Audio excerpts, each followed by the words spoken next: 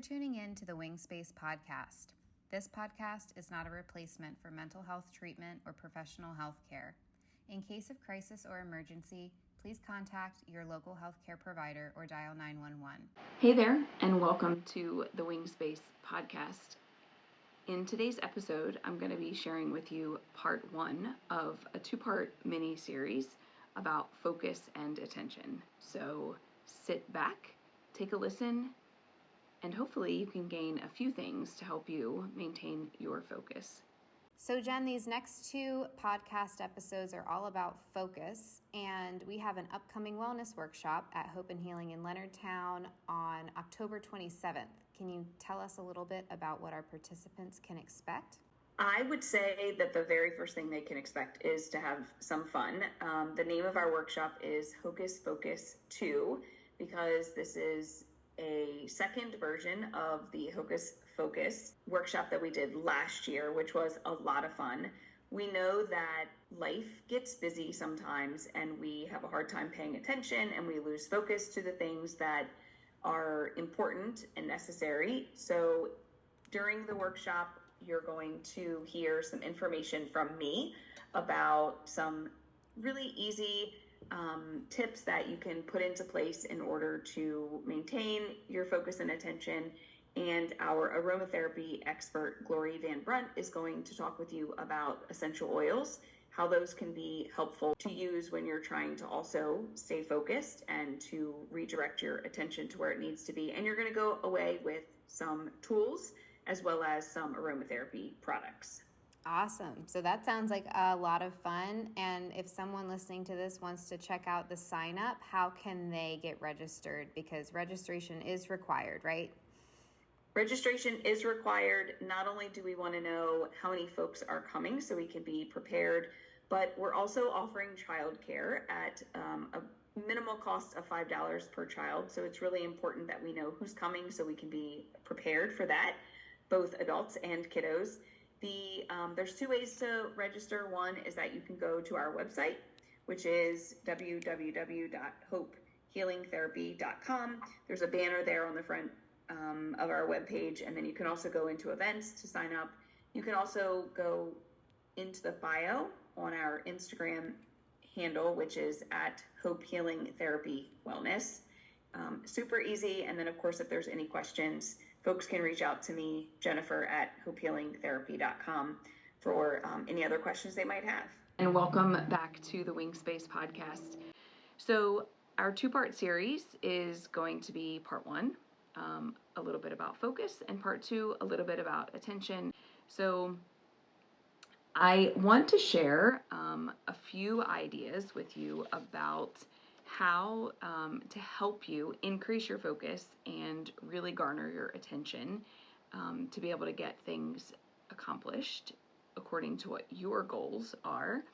And this is going to lead us into several upcoming episodes about habit formation, maintaining habits, and the idea of healthy habits. So more to come on that. But let's really start by talking a little bit about focus. And primarily we have to consider, if we don't think that we have enough focus, or if we think that we need to focus better, we have to step back and we have to think, if we are not focusing, it's because we're not focusing on the things we want to, or we think we should be focusing on. So what actually has your focus? Because something has your focus. Something is in front of you that you are paying attention to. It could be thoughts in your mind. It could be a rambling and running to-do list. It could be a conversation or a disagreement that you've had with a loved one, and so it's just kind of going through your head. It could be the shiny object syndrome, where what you want or need to focus on just isn't fun and exciting enough as that shiny object that is maybe over there that you want to look at. So we easily get distracted by, oh, look, I could do that thing, instead of doing the thing that we think that we need to be doing. So I guess my first thing that I want to encourage you to do today is, when you find yourself in a situation where you are having a hard time focusing, take a few minutes and think about, where am I actually putting my time and attention and focus? And then we have to look at, is that something that we actually need to be putting our time and attention into? Or is it something that's distracting us? And I also want you to think about, are you trying to do all the things for all the people all the time? I know that that's something that I struggle with, because I want to be all the things for everyone, wife, mother, daughter, sister, friend, business owner, but I can't. And it's taken me quite a while to figure that out. And so I'm going to share with you a couple of ideas that have helped me on being all things for all people all the time, and being able to consider what I actually need to be focusing on. So the first idea I want to talk to you about is setting an intention. The second idea is having a helium hand, and that's going to play into the idea of the power of no. And the last idea is bookending your day. So let's start with intention. You may have listened to a previous podcast that I did about mindfulness. And mindfulness is really important because it means that we are living intentionally. We are mindful about the things that we are doing, and we are intentional. So what does it mean to set an intention? Setting an intention means that you're going to, either the night before or the morning of the day, you're going to determine, what is my intention today? Is my intention to do all the things? Is my intention to rest? Is my intention to maybe be productive and to stay focused, right? Some days we just need to not do all the things, and we just need to rest. So what's my intention? One of the ways that you can set your intention is you can write things down. Now, some of you are not list makers, and some of you are not planner people, and I totally get it. If you know me personally, you know that I am a planner. I plan everything. I plan my planning. I have a paper planner, I have digital calendars, I've got all the things, right? But you might not be a person who writes things down. You might not be a planner person, and that's okay. But what I'm going to share with you is that there's been some research that people who write things down and create a loose schedule are 42% more productive. 42%.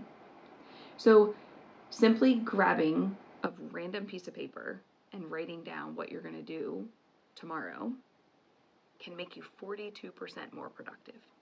So what does this look like? For me, what this looks like is, obviously I've got my planner, I've got the things on my planner that I have to do, I have my schedule, I have my to-do list, I have all the things. So if you're one of those folks, you might have all the things. But sometimes we have all of the things going all places, and we're not really sure where to start. So what I do is I I actually have a wet erase bookmark that goes into my planner, but I've also used Post-it notes, and I've also used the notes feature on my phone. And I start with where I have to be first in the morning. So for instance, this morning, I wanted to be at work at 7:30. So I work backwards, and I say, okay, so that means last night, I said, okay, I need to leave by 6:45. So I need to start getting ready by 6:15. It was not a hair washing day. So I wanted to do my prayer and my quiet time. So I needed to be done my workout by 5:45. So I needed to get up at 5. right? So here last night I sat down and I said, okay, I'm going to be up at 5. I'm going to work out till 5:45. I'm going to do my, I call it jam, my Jesus and me time, from 5:45 to 6:15. I'm going to get ready. I'm going to leave by 6:45 to be here by 7:30. Okay. So I know the things that I've accomplished in the morning are my workout, my food prep in the morning, because I also put in there to pack my meals, so my breakfast and my lunch, and my prayer and my quiet time. So those things are done, right? So if I've set my intention last night for what my morning is going to look like, I've been able to accomplish the things that I wanted to accomplish. Then I also need to look at, okay, so if I'm going to be at work from 7:30 to 4:30, might scoot out a little early today, we'll see. Then what are the things that I need to be intentional about today? So sometimes this requires us to narrow our focus. So if you've ever seen a horse that has blinders on, the reason why the horse has the blinders on is so that they cannot move their eyes to the left or to the right and be distracted by the things that are not necessary for them. They need to stay focused on where they're going. And what happens to us is that we consider putting blinders on as a negative thing. We're just putting blinders on and not, ignoring that thing. But I want you to think about putting blinders on from a different perspective. I want you to think about, instead of us looking so far out that we're planning 6 months ahead and we're worrying about 6 months ahead and not focusing on what we have to do today in this minute, I want you to consider bringing in that focus so that you have blinders on and you're paying attention to what you need to do today. So last night I sat down, had my plan for the day, and I looked at, what do I actually need to accomplish at work on Wednesday? And there were a couple things that I moved off the Wednesday list to Thursday, and a couple of things that I moved to next week. It's just a piece of paper. I just write down what I'm going to do, my running to-do list. I just moved it because I needed to narrow my focus. I knew that I had clients. I knew that I had meetings with staff. I knew that I had things that I couldn't change. So I wasn't going to be able to accomplish all those things, and I was probably going to be a little bit unfocused, worrying about trying to get all the things done. So one way to narrow the focus is to think about your top 3 things. What are the 3 things that I have to get accomplished today? So one of those things for me was I have to record 2 podcasts today. So that's one. Although I could say 2, because one's about focus and one's about attention. So I have to record a podcast. I have to write my notes after my sessions today. And I have to leave at a certain time in order to go to a personal meeting later today. So keeps me focused. If I think about the things I have to do tomorrow, then I'm not going to be focused on what I have to do today. If I think about what I have to do next week, then I'm not going to be focused on what I have to do today. So we're going to consider setting the intention. I'm going to be intentional about the things that I do. Now, in future episodes, we're going to talk about different ideas about how to set these intentions. I talked a little bit about kind of setting that, writing those things down. In the future, we're going to talk a little bit about actual like routines and schedules and time blocking and things like that, which, again, conversation for another day. But for now, setting the intention, being intentional about what I'm going to do today. I'm not just going to come to work at 7:30 and then mindlessly scroll on social media or, just do things. I'm going to be intentional about coming in, setting up, starting to record, and working towards the things that need to be done today. Writing things down so that I can be more productive, 42% more productive, and considering what my top 3 things are. So sometimes what happens is that maybe you do those things. Maybe you set your intention, you've got a plan, and then something sidetracks you. Before you know it, you're no longer focused on the thing you have to do because something else has taken away your focus. So that's where not having a helium hand and the power of no comes in. I can dive a whole lot more into this, but for today, just a couple of quick thoughts. Several years ago, my husband and I lived in a community that had an HOA, Homeowners Association, and we went to our first meeting, and they were asking about who can do this and who can do that and who wants to do this and who wants to do that, and my husband said, sit on your hands. And I looked at him and I said, what are you talking about? And he said, if you don't sit on your hands, you're going to raise your hand for everything. And it caused me to pause and to consider the reality of what he was saying. Because how many of us are so programmed and used to being the one that says, I'll do it, and we raise our hand. I'll do it, I can do it, no problem, I'll do it. But every time we say yes to something, realistically, we're saying no to something else.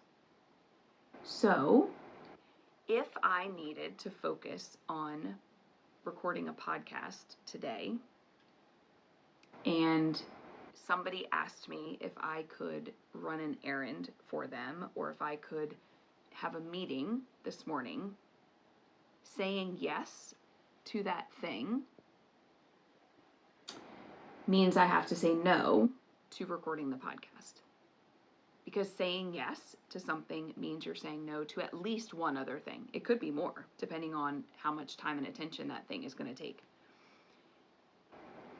So saying no has a lot of power because it means that you're being intentional. You're not just saying yes to everything. You're being intentional, and you're saying, I cannot do that. Maybe you say, I'm not able to do that thing today, but can we look at doing that another day? Or, I'm not able to do that thing right now this morning, but is it possible for me to do that later? And some people are going to say, no, I need it done now, and if you can't do it, then I'll just ask somebody else, and that's okay. Your response can simply be, I'm sorry I couldn't help you this time, but hopefully in the future, I'm able to help you. Maybe even saying, if you can give me a little bit more notice, then it might help me to be able to take care of that thing, fill in the blank. And when we say no to a task or some other event of some kind, we're being intentional. We're not just willy-nilly saying, yes, we'll do everything. So not having a helium hand and honing in on the power of no puts us back to the first thing we talked about, which was setting an intention. And then the last thing for today that I want to share with you is this idea of bookending your day. So again, we're going to talk more about habits and routines in some upcoming sessions, but I mentioned a few minutes ago about sitting down tonight and planning your day tomorrow in order to be intentional about what you're going to do tomorrow. So I want you to think about how you bookend your days, meaning how do you end your day and how do you start your day?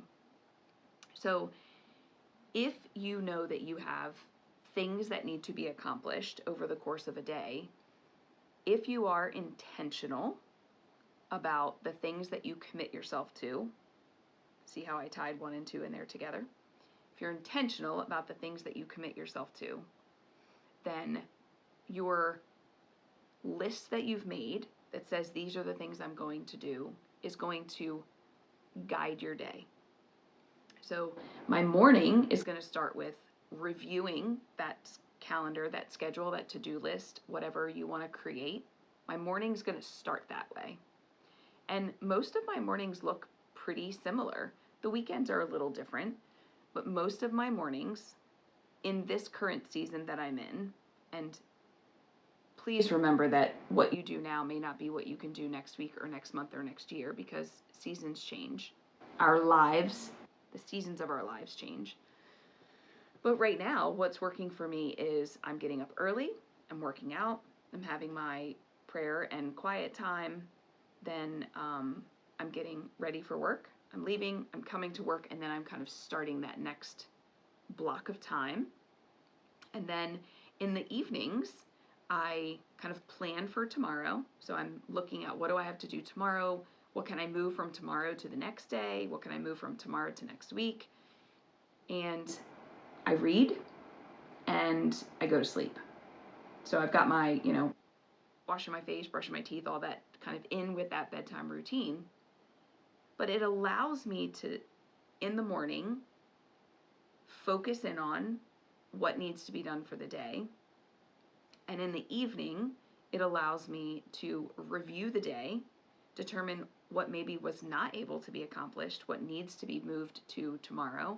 And if I move something from today to tomorrow, then I might need to move something from tomorrow to another day. So starting your mornings intentionally and ending your evenings intentionally, so that you know what needs to go on that list, so that you can be more focused and you can be more intentional and ultimately feel more productive. So I really, really just skimmed the surface on these things today. But for today, I want you to take the 3 things away: setting an intention and being intentional, not having a helium hand and really capturing the power of no, and then bookending your day with morning and evening routines. I hope this was helpful for you. I would love to hear about something that you've gathered from this particular podcast. Feel free to send us a DM on our socials. You can also email me, Jennifer@hopehealingtherapy.com. I said a few minutes ago at the beginning of our podcast that I am a planner person, so I love talking about planning. So feel free to ask questions about how you might put this into place. And also, I would love to hear your ideas. So hope this was helpful, and I hope you have a great day.